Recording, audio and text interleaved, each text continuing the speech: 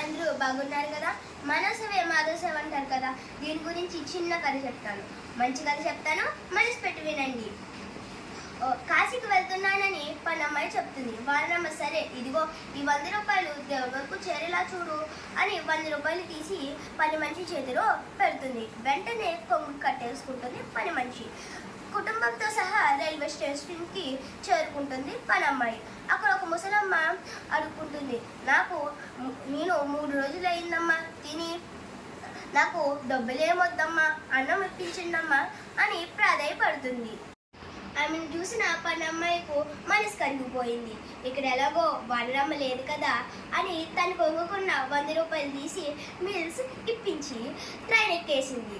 అదే సమయంలో నిద్రిస్తున్న వానరమ్మ కళ్ళలోకి సాక్షాత్తు పరమశివుడే వచ్చి, నువ్వు ఇచ్చిన 100 రూపాయలు నా వరకు చేరుకున్నాయమ్మా అని చెప్పారంట.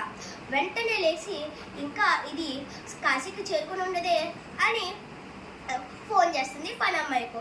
జరిగిందంతా చెప్పేస్తుంది పనమ్మాయి. అప్పుడు వానరమ్మ అనుకుంది, మాధవ సేవ అని. మంచి చిన్న కథ బాగుందా?